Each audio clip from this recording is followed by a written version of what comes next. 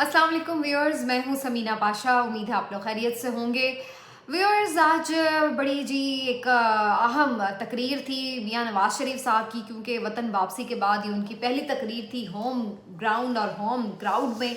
तो कैसी ये तकरीर थी, कैसा ये जलसा था, इसके ऊपर एक ओवरव्यू आपको देते हैं। साथ ही आपको बताएंगे कि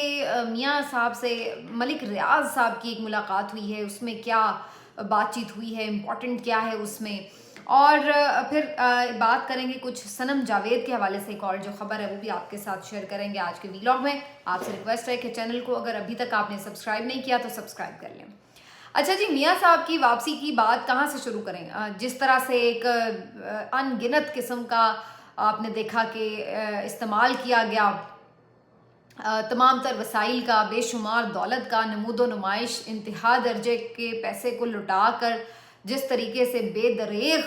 वसाइल का इस्तेमाल किया गया, तो उसके बाद ये जलसा मुनक़िद हुआ। बहरहाल जो तमाम दिन की अगर आप कवरेज देखें तो PMLN के जो मुख्तलिफ रहनुमा हैं, कारकुन हैं, सपोर्टर्स हैं और कुछ उनके हिमायती आपको जो सहाफ़ी नज़र आते हैं, वो सब इस बात पर बज़िद नज़र आए कि जी जलसा बेहद कामयाब है, ओहो हो रिकॉर्ड साज है, लोगों का कोई जम्मे गफ़ीर आ गया और बेमिसाल बेनज़ीर फ़क़ीदुल मिसाल इस्तकबाल हो गया और अवाम का समंदर उमड़ आया और ये हो गया और वो हो गया। ऐसा तो 76 साल में कभी जलसा नहीं हुआ। तो दूसरी तरफ PTI के जो लोग हैं वो भी खूब शोर मचाते नजर आए कि जनाब फ्लॉप हो गया, ये हो गया, वो हो गया। सब कुछ करने के बावजूद भी बेकार जलसा था और कोई इसमें जो है हमें नज़र नहीं आया इम्प्रेसिव क्राउड और वगैरह वगैरह। लेकिन हकीकत हाल दोनों ही मुबालगाराई से काम ले रहे हैं। ना तो ये कोई ऐसा जलसा था फ़क़ीदुल मिसाल कि जिसके ऊपर आप कहें कि जी कभी ऐसा नहीं हुआ, और ना ही ऐसी सूरत हाल थी कि ये कोई बिल्कुल फ्लॉप शो था as far as the number of crowd is concern.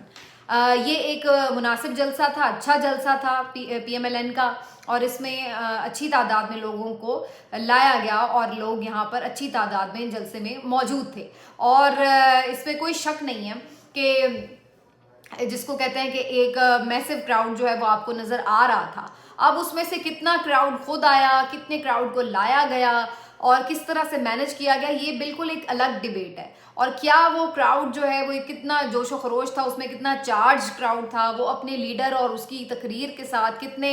जुड़े हुए थे, इंटैक्ट थे, वो बिल्कुल एक डिफरेंट बहस है, उसके ऊपर बाद में आते हैं। लेकिन जहाँ तक नंबर्स की बात है, नंबर उन्होंने अच्छे जमा कर लिए थे। मेरे अंदाजे के मुताबिक ये 40 से 50 हज़ार के करीब तो कम से कम लोग मौजूद थे मीनार पाकिस्तान में। अब इसको आप 60-70 भी कह सकते हैं और कम करने वाले तो 10-20 कह रहे हैं, लेकिन मेरे ख्याल से ये भी ज़्यादती है। 10-20 हज़ार से तो खैर ज़्यादा ही क्राउड था। लेकिन इवेंचुअली एक जो लोग थे उनकी तादाद तो अच्छी जमा कर ली PMLN ने, चाहे वो किसी भी वजह से आए हों, कैसे भी आए हों। अब ज़रा इस पर आ जाते हैं कि कैसा जलसा, और ये मैंने आपको पिछले व्लॉग में कह भी दिया था कि ये एक बेहतर जलसा होगा इस सेंस में कि इसके इंतज़ामात और जो इसके क्राउड का नंबर है वो बेहतर नज़र आएगा, और ऐसा ही हुआ। ऑप्टिक्स के लिए ये एक बेहतर जलसा था। बाकी इसमें 2-3 चीज़ें हैं जी, वो मैं आपके सामने हाईलाइट कर दूं। एक तो ये कि इस जलसे में जिस तरह से प्रोटोकॉल मिला, जहांगीर खान तरीन साहब का हेलीकॉप्टर आया जिसने एयरपोर्ट से नवाज शरीफ साहब को लाहौर एयरपोर्ट से रिसीव किया और फिर उन्हें जलसागाह, बल्कि जलसागाह से थोड़ी सी दूर शाही किला के हेलीपैड पे उतारा, वहाँ नमाज मगरिब अदा की गई, खाना वाना खाया गया, और फिर उसके बाद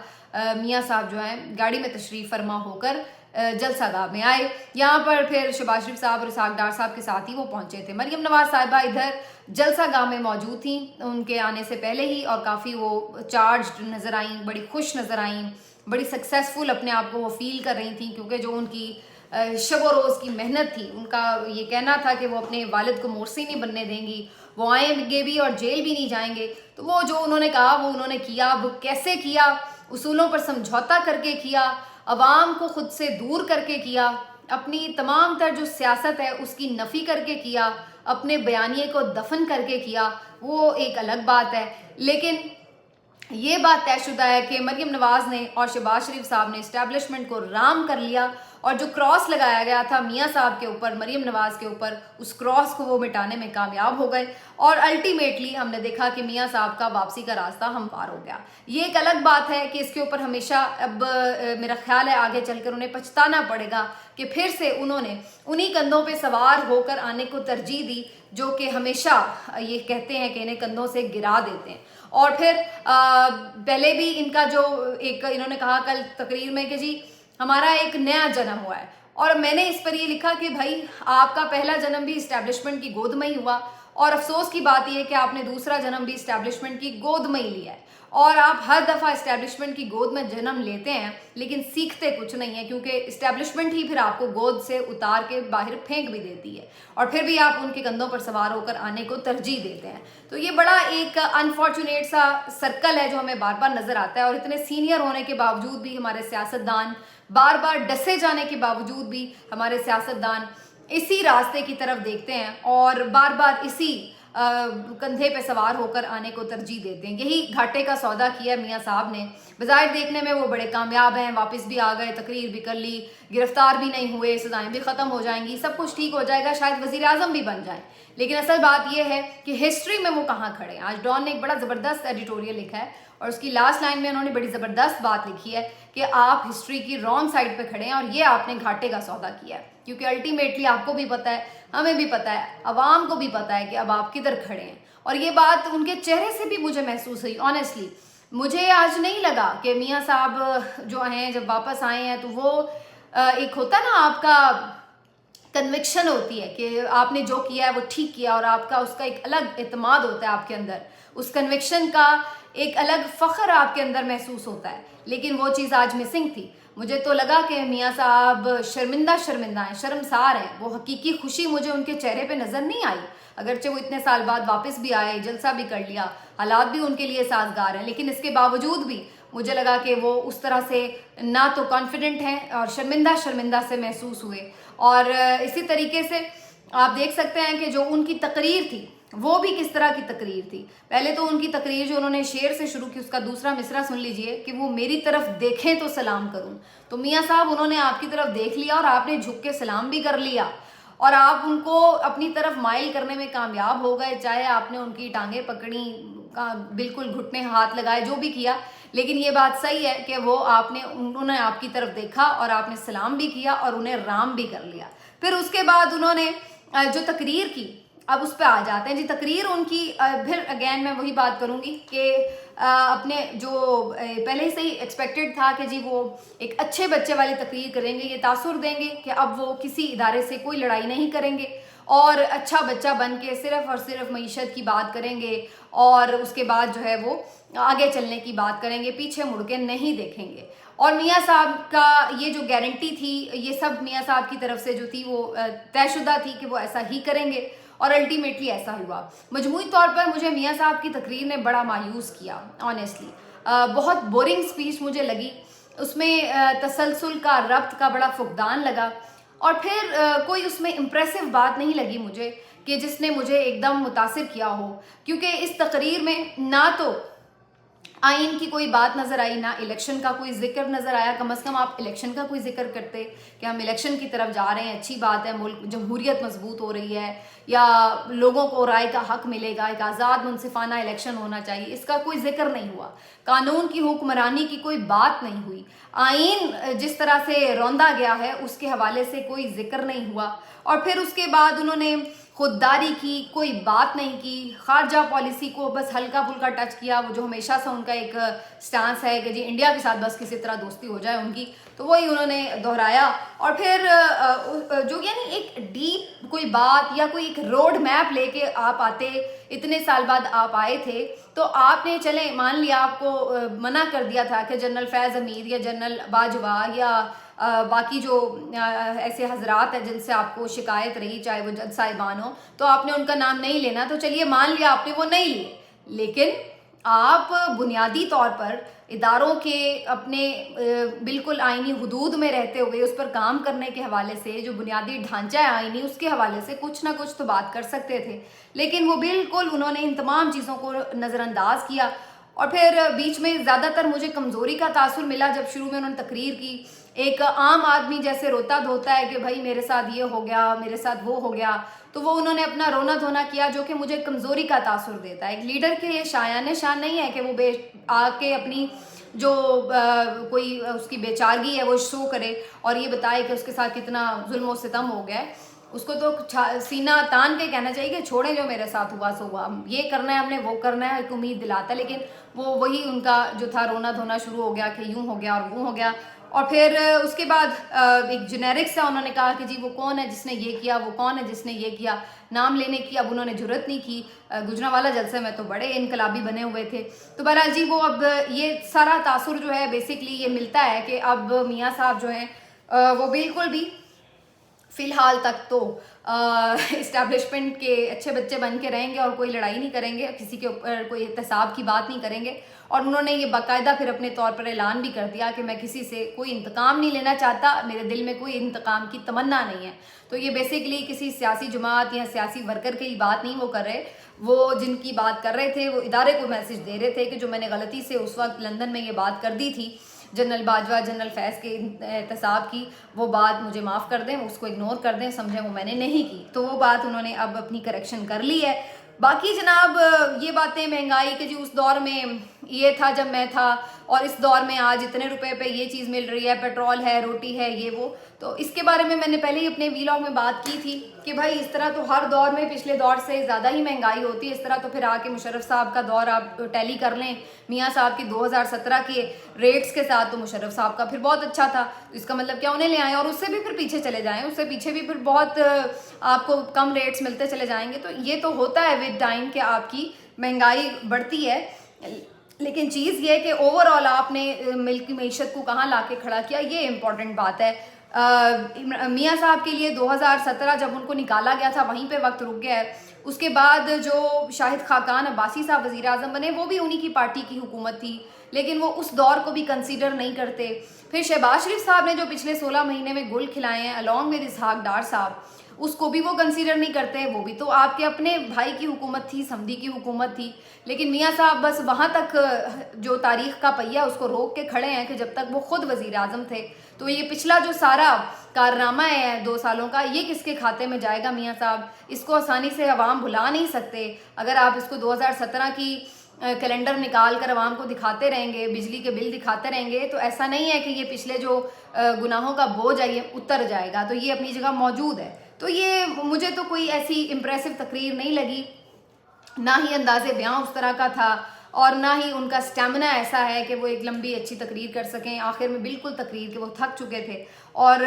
ویوز بھی اسی حساب سے میں دیکھ رہی تھی کہ کوئی خاص چینلز ان کو اس طرح سے چینلز پہ جو لائیو اسٹریمنگ تھی اس پہ تو اتنے کوئی خاص ویوز بھی نظر نہیں آئے.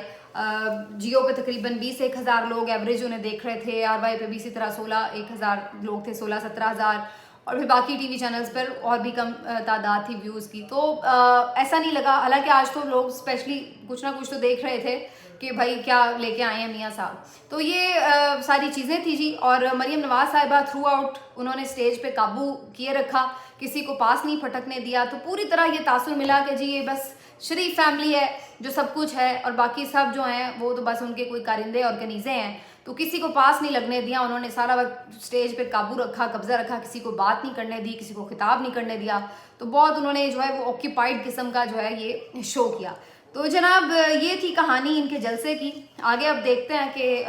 کیا ٹیمپو رہتا ہے اور کس طرح سے میاں صاحب جلسوں کا سلسلہ آگے بڑھاتے ہیں. اس میں میاں صاحب جب موجود تھے جناب ابھی باہر ہی, تو وہاں پر ملک ریاض صاحب سے ان کی ملاقات ہوئی وطن واپسی سے پہلے. ملک ریاض صاحب جن کے اوپر حال ہی میں ابھی سپریم کورٹ میں پھر سے گھیرا کچھ تنگ ہوا ہے اور کچھ ان کے اوپر کیسز چلے ہیں, خاص طور پر بیریئر ٹاؤن کراچی کے حوالے سے بھی, اور پھر اس میں جو 190 ملین پاؤنڈ والا کیس ہے اس کی بھی بازگشت ہوئی. اور مزے کی بات یہ ہے کہ اس کیس میں جس نے بینیفٹ لیا ہے, اگر ملا ہے ملک ریاض کو, تو اس کی تو کوئی بات نہیں کرتا, لیکن جن کے تھرو ملا ہے کہ جی عمران خان صاحب کے تھرو ملا ہے تو ان کو پھنسایا جاتا ہے، ان کے اوپر ثابت کیا جاتا ہے کہ انہوں نے یہ غلط کام کیا، انہیں کوئی اگر بینیفٹ دیا، حالانکہ اس کے بدلے میں کیا عمران خان نے خود پرسنلی کوئی بینیفٹ لیا تو وہ ایسی کوئی چیز ریکارڈ پہ نہیں ہے. جو لینڈ انہوں نے لی وہ ان کے اپنے نام نہیں ہے، وہ القادر ٹرسٹ یونیورسٹی کی لینڈ ہے جس کو وہ اپنے نام کروا بھی نہیں سکتے. یہ ایسی لینڈ ہوتی ہے جب ٹرسٹ کے پاس ہوتی ہے کہ اس کو کوئی شخص اپنے اوپر منتقل نہیں کروا سکتا. تو اس لیے کوئی چیز اس طرح کی ثابت نہیں ہوتی کہ انہوں نے عمران خان صاحب نے اپنے پرسنل بینیفٹ کے لیے کوئی چیز لی ہے، جبکہ جس کو اگر اس سے کوئی فائدہ ملا ہے ملک ریاض صاحب کو اس ڈیل سے، تو ان کو کوئی نہیں پکڑا، ان کے اوپر کوئی چارج نہیں، ان کے اوپر کوئی گرفتاری نہیں. اور یہی لوگ جو 190 ملین کہتے تھکتے نہیں تھے، اب ملک ریاض صاحب جب جا کے نواز شریف صاحب سے مل رہے ہیں تو اس کے اوپر انہیں کسی کو کوئی اعتراض نہیں کہ وہ وہاں جا کر کیا ویلنگ ڈیلنگ کر رہے ہیں. سب کو معلوم ہونا چاہیے کہ ملک ریاض صاحب ایک پاکستان کے وہ فگر ہیں جو تمام جرنیلوں سے، تمام آپ سمجھ لیجئے سیاستدانوں سے، پولیٹیکل پارٹی سے، اہم لوگوں سے نہ صرف یہ کہ بہت رابطوں میں رہتے ہیں بلکہ ویلنگ ڈیلنگ میں، بہت سارے پیغامات کو ادھر سے لے کے ادھر جانے میں، بہت ساری چیزوں میں سیٹلنگ میں بہت ایک مرکزی کردار ہوا کرتے ہیں ہمیشہ. تو ان کی جو ملاقات ہے وہ کوئی عام ملاقات نہیں ہوتی. تو وہاں جا کے بھی انہوں نے بات کی، ابھی حال ہی میں ان کے اوپر کیسز میں گھیرا تنگ ہوا ہے، تو وہاں جا کر کیا وہ میاں صاحب سے کوئی مزید سیٹلمنٹ کرنے کے لیے پہنچے تھے وہاں پر، کس طرح کی ملاقات تھی، کیا میاں صاحب نے اس کے بدلے کوئی ان سے فائدہ لیا یا انہوں نے میاں صاحب سے کوئی فائدہ لیا. تو یہ ساری چیزیں جو ہیں بڑی امپورٹنٹ ہیں ڈسکس کرنا، لیکن یہ عمران خان صاحب کے تناظر میں تو ڈسکس ہوتی ہیں، لیکن اگر نواز شریف صاحب کے تناظر میں ہو تو پھر اس کو پس پشت ڈال دیا جاتا ہے. اور آخر میں آپ کو ذرا یہ بتا دوں کہ جناب صنم جاوید صاحبہ جنہیں کل پھر ایک مقدمے میں گرفتار کیا گیا تھا، آج جب انہیں انسداد دہشت گردی عدالت میں پیش کیا گیا ریمانڈ کے لیے، تو انسداد دہشت گردی عدالت کی جج صاحبہ نے انہیں بالکل مقدمے سے ڈسچارج ہی کر دیا. انہوں نے کہا کہ اس پہ تو کوئی شواہد نہیں بنتے تو ریمانڈ کس بات کا، اور انہوں نے ٹوٹلی مقدمے سے ہی ڈسچارج کر کے انہیں رہائی کا فوری حکم دیا. لیکن جیسے ہی ان کی رہائی ہوئی پھر سے انہیں گرفتار کر لیا گیا، باہری پولیس موجود تھی اور انہوں نے فوراً انہیں گرفتار کر لیا. لیکن یہاں پر بڑی انٹرسٹنگ بات یہ کہ جب انہیں پریزن وین میں ڈالا گیا تو وہاں پہ پھر وہ وکٹری کا نشان بناتے ہوئے نظر آئیں، مسکراتے ہوئے نظر آئیں، اور کہا کہ مجھے 1000 بار بھی گرفتار کر لیں تو کچھ ثابت نہیں کر سکتے کیونکہ میں نے کچھ کیا ہی نہیں. اور بڑے حوصلے میں مجھے وہ نظر آئیں. کافی دنوں بعد میں نے آج ان کو دیکھا، لیکن مجھے نہیں لگا کہ وہ تھک گئی ہیں یا پریشان ہیں یا آپ گھبرا جاتے ہیں. وہ بالکل مجھے اسی طرح اسپرٹس میں نظر آئیں اور انہوں نے وکٹری کا سائن بھی بنایا اور کہا کہ جتنی مرضی دفعہ گرفتار کر لیں. تو یہ ایک بالکل مجھے انپریسیڈنٹڈ سا لگا معاملہ کہ اتنی ہمت اور جمع مردی سے یہ خاتون جو ہیں ایک لاؤبالی سی لڑکی محسوس ہوتی تھی، لیکن یہ اندر سے اتنی مضبوط ہے اس بات کا اندازہ نہیں تھا. اور دیکھیے کہ بار بار غیر قانونی طریقے سے اور بہت ظلم کے ساتھ ان کو پکڑا جا رہا ہے، گرفتار کیا جا رہا ہے. اور اس میں اب تو ماشاءاللہ سے موجودہ سپریم کورٹ کا بھی حصہ ہے، کیونکہ انہوں نے ہی جو اسلام آباد ہائی کورٹ اور لاہور ہائی کورٹ کے، پشاور ہائی کورٹ اور لاہور ہائی کورٹ کے آرڈرز تھے کہ کسی دوسرے کیس میں گرفتار نہ کیا جائے، ان کو معطل کیا سپریم کورٹ کے 2 رکنی بینچ نے، جس کے بعد اب یہ نئی ہمیں لہر نظر آ رہی ہے گرفتاریوں کی. تو اب آپ دیکھ سکتے ہیں کہ یہ سسٹم کی بدماشی ہے، یہ چل رہی ہے. لیکن اس سے یہ بھی پتہ چلتا ہے کہ یہ لوگ ایک نہتی لڑکی سے، جو کہ کوئی اس کے پاس بندوق نہیں ہے، کوئی اس کے پاس ہتھیار نہیں ہے اور نہ وہ کوئی دہشت گرد ہے، سب کو معلوم ہے، لیکن ایک نہتی لڑکی سے یہ کس قدر خوفزدہ ہیں کہ اس کے بھی آزاد ہونے سے نہ جانے کس کو تکلیف ہے یا کس کو پریشانی ہے کہ صرف ایک اس لڑکی کو بھی آزاد نہیں چھوڑنے پہ یہ راضی ہو رہے. تو اسی سے ان کی کمزوری کا اندازہ لگا لیں. ملتے ہیں آپ سے اگلے ویلاگ میں، اپنا خیال رکھیے. اللہ حافظ.